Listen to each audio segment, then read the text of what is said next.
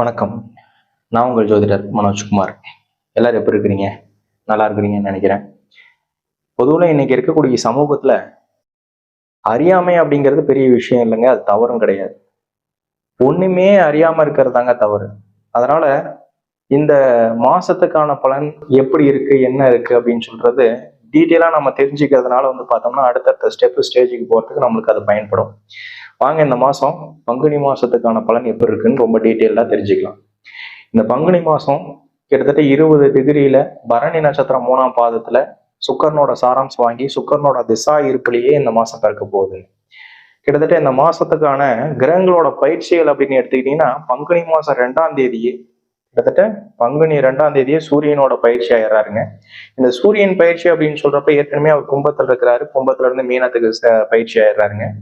அடுத்த நாளே பங்குனி மாசம் 3ஆம் தேதியே செவ்வாவோட பயிற்சி நடந்துடுறாரு. இப்ப சூரியன் இருக்கக்கூடிய இடத்துக்கு செவ்வாய் வந்துடுறாரு, மகத்துல இருந்து கும்பத்துக்கு வந்துடுறாரு. சரி, இந்த மாசத்துல இன்னொரு பயிற்சி அப்படின்னு கேட்டீங்க அப்படின்னு சொன்னோம்னா புதனோட பயிற்சி சொல்லலாம். இந்த புதனோட பயிற்சி பங்குனி மாசம் 13ஆம் தேதி ஆயிடுறாருங்க. இந்த பங்குனி ஒரு வகையா மட்டும் நம்மளுக்கு வேலை செய்ய போறது கிடையாது இந்த புதன். அப்ப அந்த புதனே பார்த்தோம்னா இந்த மாசத்துல வக்ரம் அடைய போறாரு. அப்ப போன வேகத்திலே திருப்பி வரக்கூடிய ஒரு வாய்ப்பும் இந்த புதனுக்கு உண்டுங்க. அப்ப அந்த புதன் பார்த்தோம்னா வக்ரம் அடைகிறாரு. கிட்டத்தட்ட இந்த பங்குனி மாசம் 20ஆம் தேதி போன வேகத்திலே மறுபடியும் ரிட்டர்ன் மீனத்துக்கு வர போறாருங்க. அப்ப வர்றதுனால எவ்விதமான பாதிப்பு வரப்போகுது, எந்த விதமான சிரமங்கள் கொடுக்க போறாரு. அவர் ஏற்கனவே நீச்சமா இருக்கக்கூடிய புதனா இருந்தாரு. அவரு மேஷத்துக்கு போன வேகத்திலே ரிட்டர்ன் வரப்போ பார்த்தோம்னா வக்கரத்தோடு செயல்படக்கூடிய ஒரு மாசமா செயல்படுங்க. கிட்டத்தட்ட அந்த வக்கரத்தோட செயல்படக்கூடிய ஒரு மாதம்னு சொல்றதும் இது அடுத்த மாசம் கிட்டத்தட்ட சித்திரை மாசம் 13ஆம் தேதி வரைக்குமே இந்த வக்கரத்தோட செயல்பாடுகள் இருக்குங்க. அதுக்கப்புறம் இந்த சித்திரை மாசம் கடைசியில 28ஆம் தேதி பக்கமா தான் அவரு மறுபடியும் பயிற்சி ஆக போறார். இப்ப அதிலேயே இந்த பங்குனி மாசம் 19ஆம் தேதி கிட்டத்தட்ட சுக்கரனோட பயிற்சியும் அங்க நடக்க போகுதுங்க. இப்ப இந்த 4 கிரகங்களோட பயிற்சிகள் நம்மளுக்கு எவ்விதமான மாற்றங்கள் வரப்போகுது, நம்ம ஒரு ராசிக்கும் எவ்விதமான பலன்கள் வரப்போகுது, இந்த புதன் வக்ரம் அடைஞ்சு பின்னோக்கி செயல்படுத்துறதுனால எவ்விதமான பாதகம் கொடுக்க போறாரு. இப்ப போகக்கூடிய வேகத்துல ஒண்ணு கிராஸ் பண்ணணும்னா எந்த விதமான பிரச்சனையா இருந்தாலும் கிராஸ் பண்ணிடலாங்க. அதுவே அதுல ஏதாச்சும் ஒரு டிராபேக் ஆகி ரிட்டர்ன் வந்தோம் அப்படின்னு சொன்னா திருப்பி போறப்ப தயக்கங்கள் கொடுக்கும்னு சொல்லுவாங்க. அந்த தயக்கமான சூழலும் அவர் இருக்கிற இடமே ஒரு கெட்ட இடமா, ஒரு வலு இல்லாம, ஒரு சத்து இல்லாம ஒரு இடத்துல போய் உட்கார்றாரு அப்படின்னு சொல்றப்ப அவர் மீண்டும் எப்படி வெளியில வரப்போகிறார் புதன். அப்ப இந்த விதமான மாற்றங்கள் எப்படி இருக்கு, இந்த மாசத்துல எவ்விதமான சூழல்கள் நம்மளுக்கு அமைச்சு கொடுக்க போறாங்க இப்படிங்கிறதெல்லாம் இந்த வீடியோல நம்ம ரொம்ப டீட்டெயில்டா பார்க்கலாம். அதே மாதிரி நம்ம சேனலுக்கு ரொம்ப சப்போர்ட் பண்ணி கொடுத்துட்டு இருக்கிறவங்க, ஃபாலோ பண்றவங்க, ஷேர் பண்றவங்க, கமெண்ட் பண்றவங்க, இவங்க எல்லாத்துக்கும் என்னோட பரிபூரண நன்றிங்க. தொடர்ந்து நம்ம சேனலை நிறைய பேர் பார்த்துட்டு வராங்க. சப்ஸ்கிரைப் பண்ணாதான் நம்மளுக்கு அடுத்தடுத்த வீடியோஸ் போறப்ப நோட்டிபிகேஷன் உங்களுக்கு உடனே கிடைக்கும். நம்ம சேனலை தொடர்ந்து சப்ஸ்கிரைப் பண்ணுங்க. அப்படின்னாதான் புது புது விஷயங்கள் நம்ம பேசுறது டக்குன்னு உங்களுக்கு வந்து சேரும். துலா ராசி கிட்டத்தட்ட எல்லா மாசமும் ஓரளவுக்கு நல்ல மாசமா இருந்துட்டு வருது. துலா ராசிக்கு தொடர்ந்து பார்க்கக்கூடிய விஷயங்களுக்கு பார்த்தோம்னா ஏகப்பட்ட பேருக்கு நிறைய விஷயங்கள் நன்மை நடந்திருக்குன்னு சொல்லலாம். ஆனா அதுவே கண்டினியூ ஆக போகுதா அப்படின்னு கேட்டீங்கன்னா இந்த பங்குனி மாசத்துல நிச்சயமா எதனாச்சும் ஒரு ப்ராப்ளம் இருக்குன்னு சொல்லலாம். சரி, அந்த ப்ராப்ளம் என்ன சார்ந்துங்க வரும் அப்படின்னு சொன்னோம்னா ஒரு அக்ரி சார்ந்த விஷயங்கள், இல்லை நானும் ஒரு வீடு கட்ட போறேன், இல்லை எதனாச்சும் ஒரு பில்டிங் வாங்க போறேன், இல்லை எதனாச்சும் ஒரு இன்வெஸ்ட்மெண்ட் செய்ய போறேன் அப்படிங்கிறதுக்கான விஷயங்கள் எதிர்பார்த்துட்டு இருக்கக்கூடிய துளாராசிக்காரங்களா இருந்தீங்கன்னா அவங்களுக்கு ஒரு டீவியேஷன்ஸ் இருக்கு. என்ன காரணம்னு கேட்டீங்கன்னா உங்களுக்கு 9ஆம் வீட்டு அதிபதியாகவும் 12ஆம் வீட்டு அதிபதியாகவும் இருக்கக்கூடிய புதன், மெயினான ஒரு புதன் அப்படின்னு சொல்லக்கூடிய அந்த புதன் பார்த்தோம்னா உங்களுக்கு 7க்கு உங்களோட ராசிக்கு 7ஆம் வீட்டு அதிபதிக்கு வரப்போகக்கூடிய புதன் மறுபடியும் ரிட்டர்ன் போய் வக்ராகதி அடைய போறார். அந்த வக்ராகதி அடைஞ்சும் 6ல விரயஸ்தான பலத்துல உட்கார்ந்தும் அந்த புதன் கூட சூரியன் சுக்கரன் சேர்ந்து உட்கார்ந்து ஆடம்பரமான விஷயங்கள் செய்ய போறார். அந்த ஆடம்பரத்தை கொடுக்கக்கூடிய விஷயத்திலேயே வில்லங்கமும் அதிக கொடுக்கக்கூடிய ஒரு பாதகமா செயல்பட போறாருங்க. அப்ப அக்ரி சார்ந்த விஷயங்கள், அக்ரிகல்ச்சர் சார்ந்த விஷயங்களே இன்னைக்கு ஒரு தண்ணி இல்லை, ஏன்னா வெயில் காலம் ஆரம்பிச்சிருச்சு, இதுக்கு மேல நான் ஒரு போர் போட போறேன், ஒரு கிணறு ரீஃபில் பண்ண போறேன், இல்லை ஏதாச்சும் ஒரு தண்ணிக்கான ஒரு தேவை, இல்லை அக்ரிக்காக ஏதாச்சும் ஒரு விதம் வாங்க போறேன், இல்லை வீட்டுல ஆடு மாடு வாங்கலான்னு இருக்கிறேன், இல்லை இந்த மாதிரி விஷயங்கள் ஏதாச்சும் ஒண்ணு செய்ய போறேன்னு சொல்றப்போ பார்த்தோம்னா இது நம்மளுக்கு ஆடம்பர விரயங்கள் கொண்டு போய் வர்றதுக்கான சூழல் அமையலாம். அதே மாதிரி இப்ப போடக்கூடிய ஒரு போர் ஆகட்டும் சரி, ரீபோர் ஆகட்டும் சரி, இல்ல ஒரு கிணறு ஏதாச்சும் வெட்டலான் இருக்கிறேன், ஒரு ஆடம்பர செலவு பண்ணலான் இருக்கிறேன், இருக்கிற வீடு ஏதாச்சும் ஆல்ட்ரேஷன் பண்ணலான் இருக்கிறேன், இதுக்கான சூழல்கள்லாம் மேக்சிமம் வச்சுதான் கொடுக்கும். அப்ப பொது பலனா வந்து பார்த்தோம்னா நேர காலங்கள் இதனால குறையா இருக்கு, தாமதமா இருக்கு அப்படின்னு நினைச்சிருவாங்க. உங்களோட ஜனன கால ஜாதகத்துல நல்ல டைமா இருந்துச்சுன்னா ஒரு ப்ராப்ளமும் கிடையாதுங்க.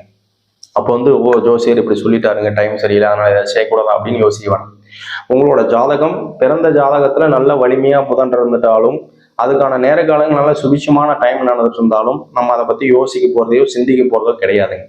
அதுவே நம்மளோட புதன் வந்து பார்த்தோம்னா இருக்கக்கூடிய இடம் சரியில்லை, அவரோட தசாபுத்திகள் நடக்குது, அவரோட பார்வைகள் சரியில்லை, அதே மாதிரி நம்மளோட பாவத்துக்கு 6ல போய் உட்காந்துடுறாரு அப்படின்னு சொல்றப்ப நிச்சயமா எதிர்ப்பு சார்ந்த விஷயங்கள், கடன், இந்த மாதிரி ஒரு பாதகம்லாம் ஏற்படுங்க. இன்னைக்கு தண்ணி இல்லை, நம்மளோட லேண்டுக்கு தேவையான ஒரு வசதிகள் இல்லை, இது நான் பக்கத்துல அக்கம் பக்கம் நான் கடன் கேட்கலான் இருக்கிறேன், அவங்க கிட்ட நம்ம வந்து கொஞ்சம் உதவி கேட்கலான் இருக்கிறேன் அப்படின்னு சொல்லக்கூடிய விஷயங்கள் இந்த கேட்கிறப்ப என்ன ஆகும் அப்படின்னா அதுல நம்மளுக்கு டீவியேஷன்ஸ் ஆகும். அப்ப தேவையில்லாத ஒரு பிரச்சனைகள் ஆகிறது, இல்லை எதுக்கடா கேட்டவங்க கூடிய ஒரு சங்கடங்கள் ஏற்படுத்தக்கூடிய ஒரு டைமாகவும் செயல்படுத்தி கொடுத்துருங்க. அப்ப ஒரு விஷயத்த நம்ம கேட்கறதுக்கு முன்னாடி 1000 தடவை யோசிக்கலாம். ஆனா கேட்டுட்டு யோசிக்க கூடாதுன்னு சொல்றோம் இல்லையா? அப்ப கேட்க முடியாதுக்கு நம்ம என்ன பண்ணோம்னா நம்மளே ஒரு இன்வெஸ்ட்மெண்ட் கடனை உடனே வாங்கினாலும் சரி, நம்ம எதனாச்சும் புதுசா செஞ்சிடலாம், ஒரு பிசினஸ் ஆரம்பிக்கலாம், இல்ல புதுசா எதனாச்சும் ஒண்ணு செய்யலாம், தெரியாத விஷயத்துக்கு இறங்கலாம், இல்ல ஏற்கனவே தெரிஞ்சிருக்கு அதை என்னைக்குனாலும் நான் பண்ணியே தான் ஆகணும், அப்ப இதை இந்த மாசத்துல பண்ணலான்னு இருக்கிறேன் அப்படிங்கக்கூடிய விஷயங்கள் இதெல்லாம் வந்து பார்த்தோம்னா எதனாச்சும் ஒரு பிரச்சனையும் ப்ராப்ளமும் கொடுக்கக்கூடிய ஒரு மாதமா இருக்கு. மிச்சப்படி ஒரு வரவு செலவு, குடும்ப சார்ந்த விஷயங்கள், புத்திர பாக்கியத்துக்கு இல்ல திருமண சார்ந்த விஷயங்களுக்கு எந்த ஒரு ப்ராப்ளமும் கிடையாது.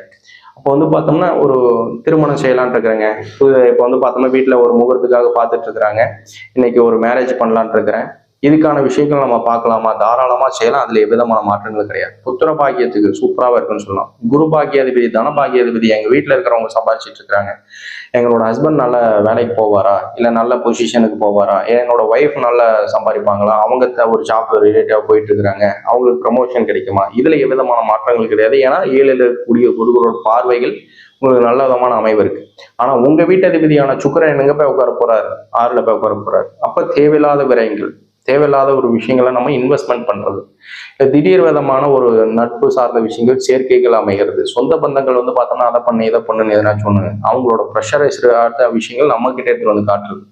இப்போ வீட்டில் இருக்கிறவங்களுக்கு கன்ஃபியூஸ் பண்ணி எதனாச்சும் ஒரு விதமா பிரச்சனைகள் கொண்டுட்டு வரக்கூடிய விஷயம். அப்போ வந்து பார்த்தோம்னா அவங்க அது பண்ணிட்டாங்க இது பண்ணிட்டாங்க, நிறைய படத்துல நிறைய விஷயத்த நமக்கு பார்த்துருவோம். அப்போ வந்து பார்த்தோம்னா பக்கத்து வீட்டுக்காரங்க அதை செஞ்சாங்க இதை செஞ்சாங்க, என் சொந்த பந்தங்கள் அப்படி இருக்கிறாங்க இப்படி இருக்கிறாங்க. அப்ப அந்த மாதிரி விஷயங்கள்லாம் காட்டி அதெல்லாம் நம்மளுக்கு வந்து பார்த்தோம்னா ஆடம்பரத்துக்கு கொண்டு போய் விட்டு அதுல ஏதாச்சும் கடன் போடுறதுக்கான சூழலை அமைக்கக்கூடிய ஒரு டைம்ங்கிறது இந்த பங்குனி மாசமா சொல்லலாம். இதே படிக்கிற குழந்தைகள், படிக்கிற பசங்களுக்கு எப்படி இருக்கு, உங்களோட ராசி அதிபதியான சுக்கிரன் குருவோட வீட்டுல போய் உட்கார போறாரு, உங்களுக்கு 2ஆம் இடத்துக்கு காரகாதிபதியான செவ்வாய் 5ஆம் இடத்து பாக்கியத்துல போய் உட்கார போறாரு. படிப்பு சார்ந்த விஷயத்துல இத்தனை நாள் ஏதோ ஒரு ஆவரேஜான ஸ்டூடெண்டா இருந்தேன், இல்ல நல்ல மார்க் வாங்கிட்டு இருந்தேன், பப்ளிக் எக்ஸாம்ஸ் வருது, கவர்மெண்ட் ரிலேட்டிவான எக்ஸாம்ஸ் வருது, காம்படேட்டிவ் எக்ஸாம்ஸ் வருது, இதுல ஏதாச்சும் பண்ணலாமா, தாராளமா செய்யலாம், அதுல விதமான மாற்றங்களும் கிடையாது. நல்ல ஒரு ஸ்டேஜுக்கு போக உட்காரக்கூடிய ஒரு அமைவா நிச்சயமா இந்த நேர காலங்கள் அமைச்சு கொடுக்குங்க. அதே வெளியூர் வெளிநாடு பயணங்கள் போலாமா, இந்த மாதிரி விஷயங்கள் என்ன செய்யலாமா, தாராளமா செய்யலாம். வருமானம் சார்ந்த விஷயங்களுக்கு எவ்விதமான மாற்றங்கள், அந்த வருமானத்தை எப்படி இன்வெஸ்ட்மெண்ட் பண்றது, என்ன மாதிரி சேவிங்ஸ் பண்றது, அப்போ வந்து பார்த்தோம்னா இருக்கிறதுக்கு தக்க எதனாச்சும் ஒரு விஷயங்கள் செய்துக்கிறேன் அப்படின்னு சொன்னோம்னா எவ்விதமான ஒரு இது விஷயங்களும் தேவையில்லை. அதுவே வந்து பார்த்தோம்னா நான் ஸ்டார்டிங் பண்றேன், ஸோ அது முடியறதுக்கு இன்னும் லேட் ஆகுங்க, அடுத்தடுத்த மாற்றங்கள் வரப்ப நல்லா இருக்குமா, அதை பத்தி யோசிக்கலாமான்னு கேட்டீங்கன்னா தாராளமா செய்யலாம்.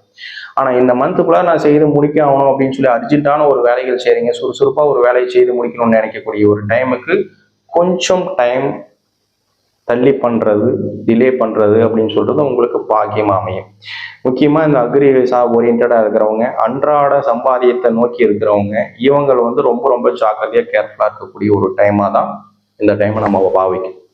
இந்த மாதமும் நல்ல மாதமா உங்களுக்கு அமையிறது என்னோட பரிபூரண வாழ்த்துக்கள். நன்றி, வணக்கம்.